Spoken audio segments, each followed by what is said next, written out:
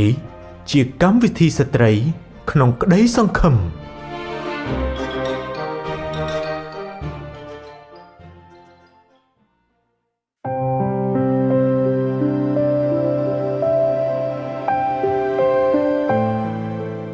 ចាបងប្អូនស្ត្រីលោកអ្នកកំពុងតែនៅជាមួយនឹងកម្មវិធីស្ត្រីក្នុងក្តីសង្ឃឹមមេរៀនព្រលឹងវិញ្ញាណរបស់យើងនៅថ្ងៃនេះនិយាយអំពីការស្ដាប់បង្គាប់បាទបងប្អូនអ្នកស្ដាប់ទាំងអស់គ្នាមេរៀនរបស់យើងថ្ងៃនេះគឺមានប្រធានបទល្អៗមែនបាទបងប្អូនអ្នកស្ដាប់ទាំងអស់គ្នាការឆ្លើយតបដ៏គួរសមរបស់គ្រីស្ទបរិស័ទចំពោះព្រះជាម្ចាស់នោះគឺជាការស្ដាប់បង្គាប់ប៉ុន្តែការស្ដាប់បង្គាប់គឺលើសជាងការធ្វើតាមច្បាប់ទៅទៀតនៅក្នុងមេរៀននេះយើងនឹងសិក្សាលើអត្ថន័យនៃការស្ដាប់បង្គាប់ផ្នែកខ្លះៗនៃការស្ដាប់បង្គាប់និងលទ្ធផលខ្លះៗដែលទទួលបានពីការស្ដាប់បង្គាប់ចាបងប្អូនអ្នកស្ដាប់ទាំងអស់គ្នាចំណុចទី1ការត្រាស់ហៅឲ្យស្ដាប់បង្គាប់ការត្រាស់ហៅឲ្យធ្វើតាមបញ្ញត្តិរបស់ព្រះជាម្ចាស់ព្រះយេស៊ូវបានមានបន្ទូលថាបើអ្នករាល់គ្នាស្រឡាញ់ខ្ញុំអ្នកនឹងកាន់តាមបញ្ញត្តិខ្ញុំអ្នកដែលបានឮព្រះបន្ទូលហើយត្រូវតែប្រព្រឹត្តតាមមិនមែនគ្រាន់តែស្ដាប់ប៉ុណ្ណោះនោះទេបើមិនដូច្នោះទេបានបង្ហាញថាយើងបានបញ្ឆោតខ្លួនឯងហើយបាទពិតជាល្អណាស់ហើយក៏ត្រឹមត្រូវណាស់ដែរពិសីចាបងចំណុចមួយទៀតគឺការត្រាស់ហៅឲ្យដើរតាមព្រះគ្រីស្ទព្រះយេស៊ូវបានតម្រូវឲ្យអ្នកដែលដើរតាមទ្រង់គឺត្រូវតែលះកាត់ចិត្តខ្លួនឯងចោលហើយលីឈើឆ្កាងខ្លួនរាល់ថ្ងៃនិងដើរតាមព្រះអង្គព្រះយេស៊ូវទ្រង់ក៏បានទុកគំរូពីការរងទុក្ខរបស់ទ្រង់ចំពោះយើងក្នុងការស្ដាប់បង្គាប់ព្រះវរបិតាផងដែរមែនទេពិសីចាបងគឺនៅក្នុងព្រះគម្ពីរពេត្រុសខ្សែទី2ចំពុក2ខ20ដល់ខ23បានចែងថាបើអ្នកទ្រាំឲ្យគេវាយដោយអំណត់ដោយព្រោះបានធ្វើបាបនោះតើនឹងមានសេចក្តីប្រសើរអ្វីតែបើអ្នកបានប្រព្រឹត្តល្អហើយទ្រាំឲ្យគេធ្វើទុក្ខដោយអត់ទ្រាំវិញនោះទើបជាការដែលគប់ប្រហារតីនៅចំពោះព្រះមែនត្បិតទ្រង់បានហៅអ្នករាល់គ្នាមកឯសេចក្តីនោះឯងពីព្រោះព្រះគ្រីស្ទក៏បានរងទុក្ខជំនួសយើងដែរទាំងទុក្ខតម្រាប់ឲ្យយើងរាល់គ្នាដើរតាមលំអាននៃទ្រង់មិនបានធ្វើបាបអ្វីសោះក៏មិនឃើញមានកិច្ចកលអ្វីនៅព្រះអស់ទ្រង់ឡើយកាលគេបានជេរប្រមាថដល់ទ្រង់នោះទ្រង់មិនបានជេរតបវិញទេខណៈដែលទ្រង់រងទុក្ខនោះក៏មិនបានកំហោកកំហែងដល់គេដែរគឺបានប្រគល់ព្រះអង្គទ្រង់ទៅព្រះដែលជំនុំជម្រះដោយសុចរិតវិញចាបងប្អូនអ្នកស្ដាប់ទាំងអស់គ្នាចំណុចមួយទៀតគឺនិយាយអំពីការត្រាស់ហៅឲ្យចុះចូលនៅក្នុងព្រះគម្ពីររ៉ូមជំពូក6ខ16បានសរសេរថាតើអ្នករាល់គ្នាដឹងទេឬអីថាអ្នករាល់គ្នាប្រគល់ខ្លួនទៅធ្វើជាបាវបម្រើនិងស្ដាប់តាមចៅហ្វាយណានោះអ្នកជាបាវបម្រើរបស់ចៅហ្វាយនោះឯងដែលអ្នកស្ដាប់តាមទោះជារបស់ផងអំពើបាបឲ្យបានសេចក្តីស្លាប់ឬជារបស់ផងសេចក្តីស្ដាប់បង្គាប់ឲ្យបានសុចរិតក្តីបាទបងប្អូនអ្នកស្ដាប់ទាំងអស់គ្នាឥឡូវយើងចូលដល់ចំណុចទី2ទាំងអស់គ្នាដែលនិយាយអំពី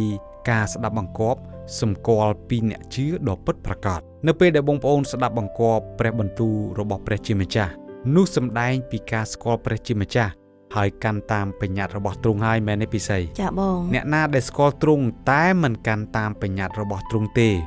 នោះឈ្មោះថាជាកុហកហើយសេចក្តីពិតមិននៅក្នុងអ្នកនោះឡើយអ្នកដែលកាន់តាមព្រះបន្ទូលនឹងមានសេចក្តីស្រឡាញ់មកពីទ្រង់ម្យ៉ាងទៀតអ្នកដែលអាចចូលទៅនគរស្ថានសួគ៌គឺមិនមែនជាអ្នកដែលគ្រាន់តែនិយាយថាព្រះអង្គម្ចាស់អើយព្រះអង្គម្ចាស់អើយនោះទេគឺជាអ្នកដែលធ្វើតាមព្រះハរតីរបស់ព្រះវរបិតានៅឯនគរស្ថានសួគ៌វិញទេចាពិតជាត្រឹមត្រូវណាស់បងប្អូនអ្នកស្ដាប់ទាំងអស់គ្នាចំណែកចំណុចទី3នៃមេរៀនរបស់យើងនៅថ្ងៃនេះគឺឧទាហរណ៍ខ្លះៗនៃការមិនស្ដាប់បង្គាប់ចាផ្ទុយពីការធ្វើតាមបញ្ញត្តិរបស់ព្រះជាម្ចាស់ទាំងស្រុងស្ដេចសូលបានយកវិធីថ្វាយបង្គំផ្ទាល់ខ្លួនរបស់ទ្រង់មកដាក់ជំនួសវិញហើយបានដោះសារចំពោះការមិនព្រមស្ដាប់បង្គាប់របស់ខ្លួនគឺស្ដេចសូលមិនបានស្ដាប់បង្គាប់ព្រះដោយនៅក្នុងសង្គ្រាមទ្រង់បានយករបបនិងចាប់សាសអាម៉ាឡេកមកទៀតផងទាំងដែលព្រះឲ្យបំផ្លាញទាំងអស់រលីងមិនត្រូវចាប់យកនរណាឬយកអ្វីមកឡើយតែស្ដេចសូលបែរជានិយាយថាទ្រង់យកមកដើម្បីធ្វើជាយ៉ាញ់បូជាសម្រាប់ថ្វាយដល់ព្រះជាម្ចាស់ទៅវិញហោរាសាមញ៉ាបានប្រៀបធៀបសេចក្តីរឹងទទឹងគឺជាបាបដូចជាមន្តវិជ្ជាដែរនិងសេចក្តីរឹងជជែកគឺជាសេចក្តីអាក្រក់ហើយថ្វាយបង្គំរូបព្រះផងដែរ ព្រះពិតជាមិនសប្បុរសរតីចំពោះការរឹងជជែកនោះឡើយទ្រង់ចង់បានការស្ដាប់បង្គាប់ជាជាងយ៉ាញ់បូជាទៅទៀតយើងឃើញថាជាលទ្ធផលដាច់សូរត្រូវបានដកតំណែងជាស្ដេចចេញដោយសារតែការមិនស្ដាប់បង្គាប់នោះឯងបាទបងប្អូនទាំងអស់គ្នាឥឡូវនេះយើងចូលចំណុចទី4វិញម្ដងដែលនិយាយអំពីឧទាហរណ៍ខ្លះៗនៃការស្ដាប់បង្គាប់បាទយើងនឹងលើកពីលោកអាប់រ៉ាហាំលោកជាអ្នកសំណពរបស់ព្រះម្នាក់ដែលយើងតែងតែហៅគាត់ថាជាបិតានៃជំនឿមែនទេពិសីចាបងលោកអាប់រ៉ាហាំបានចេញពីស្រុកកំណើតពីញាតិសន្តានរបស់គាត់តាមបង្គាប់របស់ព្រះជាម្ចាស់ដោយមិនស្ទាក់ស្ទើរសូម្បីតែបន្តិចគឺគាត់ចេញទៅដោយការស្ដាប់បង្គាប់មែនទែនទោះបីជាគាត់មិនបានដឹងទេថាគាត់នឹងទៅទីណាឬមានឧបសគ្គអ្វីខ្លះក្នុងការធ្វើដំណើរនឹងជួបរឿងអ្វីខ្លះនោះទេប៉ុន្តែគាត់ចេញទៅដោយស្ម័គ្រពីចិត្តនិងទុកចិត្តចំពោះការសន្យារបស់ព្រះជាម្ចាស់ជាមួយនឹងគាត់ថាទ្រង់នឹងប្រទានពរដល់គាត់នឹងជាទីបញ្ចេញពរដល់មនុស្សទាំងឡាយនិងមាននគរមួយយ៉ាងធំកើតចេញពីគាត់ផងដែរហើយពិតមែនយើងបានមើលឃើញលទ្ធផលនៃការស្ដាប់បង្គាប់របស់គាត់គឺគាត់ទទួលបានដូចនៅអ្វីដែលព្រះបានសន្យាជាមួយគាត់ពិតប្រាកដមែនចាបងប្អូនអ្នកស្ដាប់ទាំងអស់គ្នាចំណុចទី5នៃមេរៀនរបស់យើងនៅថ្ងៃនេះគឺសេចក្តីសន្យានិងព្រះពរនៃការស្ដាប់បង្គាប់ចាបើសិនជាបងប្អូននិងយើងខ្ញុំទាំងពីរនាក់បាននៅជាប់ជាមួយនឹងបញ្ញត្តិនៃព្រះជាម្ចាស់នោះយើងក៏នៅជាប់ក្នុងសេចក្តីស្រឡាញ់របស់ទ្រង់ផងដែរហើយបើយើងធ្វើតាមសេចក្តីបង្គាប់របស់ទ្រង់នោះទ្រង់បានរាប់យើងថាជាសម្លាញ់ទៀតផងតើបងប្អូនចង់បានដូច្នោះដែរឬទេបាទបងប្អូនគួរតែចង់បានដូច្នេះទៅចាបាទបងប្អូនទាំងអស់គ្នាព្រះយេស៊ូវបានប្រៀបធៀបអ្នកដែលស្ដាប់បង្គាប់ទ្រង់ដូចជាមនុស្សដែលមានការប៉ិនប្រយ័ត្នដែលសង់ផ្ទះខ្លួននៅលើគ្រឹះនៅលើថ្មដាទោះជាមានភ្លៀងធ្លាក់មកទឹកជន់ឬខ្យល់បក់ខ្លាំងក៏ផ្ទះនោះមិនរលំឬក៏ដួលដែរតែអ្នកដែលបានឮព្រះបន្ទូលរបស់ទ្រង់ហើយមិនប្រព្រឹត្តតាមគឺប្រៀបដូចជាមនុស្សល្ងង់ដែលសង់ផ្ទះនៅលើដីខ្សាច់អញ្ចឹងនៅពេលដែលមានភ្លៀងធ្លាក់មកទឹកជន់ក៏ឡើងហើយមានខ្យល់បក់បោកមកនោះផ្ទះនោះក៏រលំជាមិនខាននោះឡើយចាត្រូវឲ្យបងប្អូនអ្នកស្ដាប់ទាំងអស់គ្នាព្រោះវាមិនមានគ្រឹះរឹងមាំដូចសង់ផ្ទះនៅលើថ្មដាទេកាលណាយើងមានគ្រឹះមាំនៃការស្ដាប់បង្គាប់និងការប្រព្រឹត្តតាមព្រះបន្ទូលហើយនោះយើងនឹងរឹងមាំក្នុងសេចក្តីជំនឿមិនងាយនឹងរង្គោះរង្គើដូចគ្នា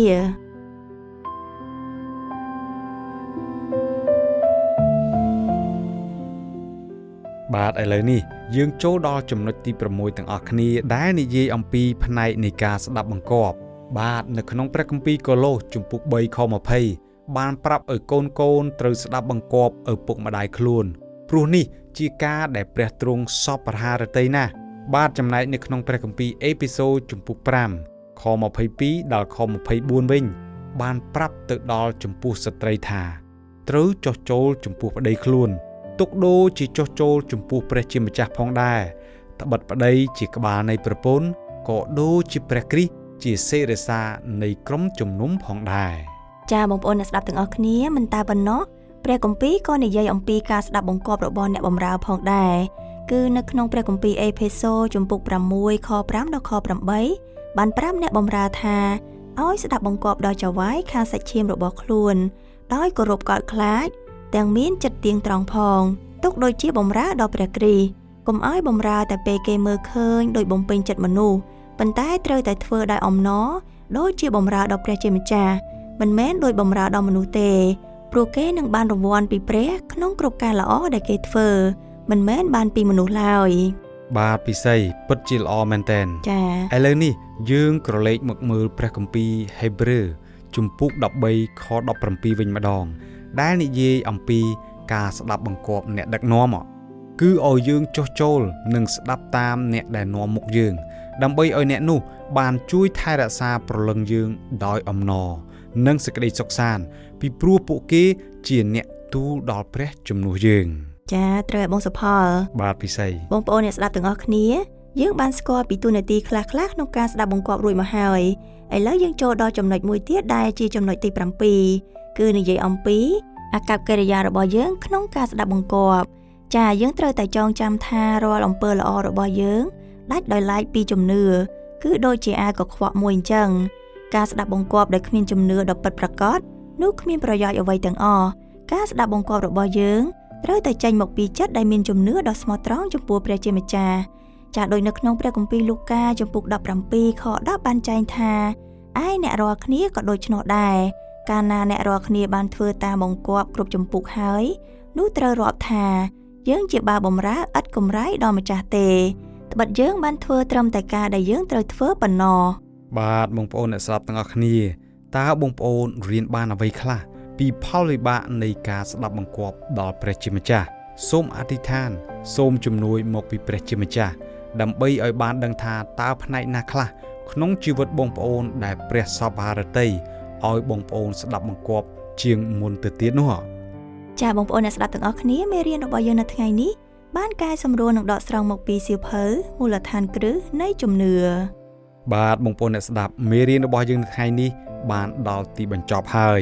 សង្ឃឹមថាមេរៀនរបស់យើងនៅថ្ងៃនេះបានជួយលើកទឹកចិត្តបន្ថែមទៀតក្នុងការស្ដាប់បង្គាប់ដល់ព្រះជាម្ចាស់បាទដោយសារពេលវេលារបស់យើងមានកំណត់នោះ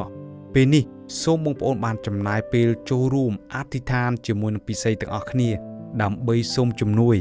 និងប្រាជ្ញាមកពីព្រះបន្ថែមទៀតក្នុងការរស់នៅនិងស្ដាប់បង្គាប់តាមសម្លេងរបស់ព្រះជាម្ចាស់បាទសូមអញ្ជើញអធិដ្ឋានជាមួយពិសីដូចតទៅអោព្រះវរបិតាដែលគង់នៅស្ថានសួគ៌គុណសូមអរព្រះគុណទ្រង់សម្រាប់សេចក្តីសន្យាដែលទ្រង់បានសន្យាជាមួយកូនដែលជាអ្នកដើរតាមទ្រង់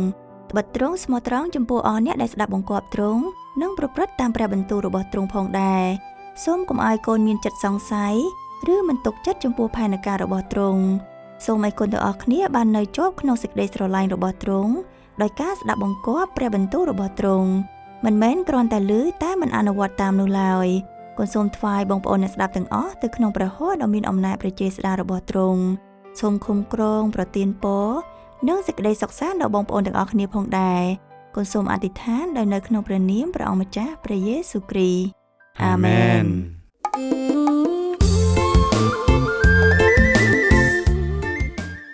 បាទកម្មវិធីស្ត្រីក្នុងក្តីសង្ឃឹមបានដល់ពេលវេលា